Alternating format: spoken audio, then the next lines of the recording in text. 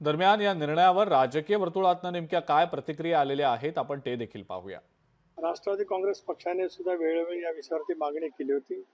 आमच्या जाहीरनाम्यामध्ये सुद्धा आम्ही प्रसिद्ध केलं होतं की पुन्हा एकदा जनतेने आम्हाला राज्यामध्ये सत्तेवरती बसवल्यावर राष्ट्रवादी काँग्रेस पक्षाकडून केंद्र सरकारच्याकडे मागणी केली जाईल आणि आज मी केंद्र सरकारचं मनापासून अभिनंदन करतो, आभार मानतो। आदरणीय देशाचे पंतप्रधान नरेंद्र मोदी साहेब, अमित भाई शाह आणि केंद्रीय मंत्रिमंडळाचे राष्ट्रवादी काँग्रेस पक्षाच्या वतीने मी मनापासून आभार मानतो। देशामध्ये जातनिहाय जनगणना करण्याचा निर्णय घेतला त्यांचा आम्ही मनापासून स्वागत करतो। खरं तर ही मागणी आणि संघर्ष सातत्यानं राहुलजींनी हाती घेतला होता की याचं एकदा या संपूर्ण याचं स्क्रीनिंग झालं पाहिजे आणि ज्यांची जेवढी संख्या भारी किंवा त्यांची तेवढी हिस्सेदारी या भूमिकेतून ही भूमिका सातत्यानं आम्ही मांडलेली आहे। आज मात्र ती घोषणा झाल्यामुळे निश्चितच आम्हाला आनंद आहे आणि आम्ही स्वागतही करतो। पण ही घोषणा एवढा विरोध सत्ताधाऱ्यांनी केल्यानंतर अचानक हा निर्णय घेण्याचं कारण काय, तर कधी शंका येते, त्यामुळेच आमच्या शंकेचं निरसनही होईल अशी आमची अपेक्षा आहे।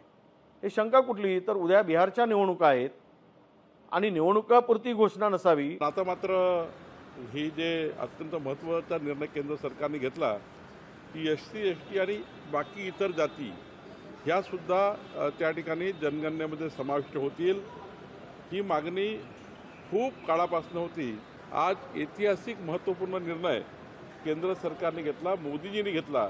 मी महाराष्ट्राच्या 14 कोटी जनतेच्या वतीने एक जनतेची हृदयाची मागणी, सर्वसामान्य जनतेची मागणी ही या ठिकाणी पूर्ण झाली, त्याबद्दल मी खूप खूप माननीय मोदींचे आभार मानतो। ये हम लोगों की 30 वर्ष पुरानी मांग रही है, इनको हमारे ही एजेंडे पर जो है काम करना पड़ रहा है। तो अब हमारी अगली लड़ाई ये होगी कि जब ये जनगणना होगी जिसमें इंक्लूड किया जाएगा कास्ट सेंसस का भी, तब उसके बाद जब नतीजे आएंगे तो पूरे देश में और पूरे देश के जो विधानसभा चुनाव में हमारी मांग रहेगी कि पिछड़ों और अति पिछड़ों के लिए भी, जैसे दलित और आदिवासी भाइयों का आरक्षित सीटें हैं, उसी प्रकार से पिछड़ों और अति पिछड़ों का भी जो है आरक्षित सीटें जो है वो करनी पड़ेगी। सरकार जो निर्णय यूपीए सरकारने घेतला होता की याचे आकडे जाहीर करणं योग्य होणार नाही, तोच निर्णय मोदी सरकारने चालू ठेवलेला आहे आणि जुने आकडे 2011चे जे आहेत त्याची जातवार जनगणनेची माहिती सरकारकडे आज उपलब्ध आहे। तरी आमची मागणी काय बराच वेळ झालेला आहे, 11 पासून आतापर्यंत। नव्यानं मागणी करा आणि मला वाटतं मी काय ऐकलं नाही, पण तुम्ही सांगता त्याप्रमाणे केंद्र सरकारने तशा प्रकारचा निर्णय घेतला, त्याचं स्वागत आहे। संपूर्ण देशातनं ओबीसीची जातनिहाय जनगणना करण्यात यावी व ते आता 9 शेड्यूलमध्ये टाकण्यात यावी, ही मागणी केंद्र सरकारला मान्य करावी लागली आणि आज केंद्र सरकारने तशा प्रकारचा निर्णय घेऊन पूर्ण देशामध्ये ओबीसींची जातनिहाय जनगणना करण्याचा जो एक महत्त्वपूर्ण निर्णय घेतलेला आहे, तो खरंच या देशातील संपूर्ण ओबीसी समाजाला दिलासा देणारा आहे, न्याय देणारा आहे, मसलत वावगवणार नाही।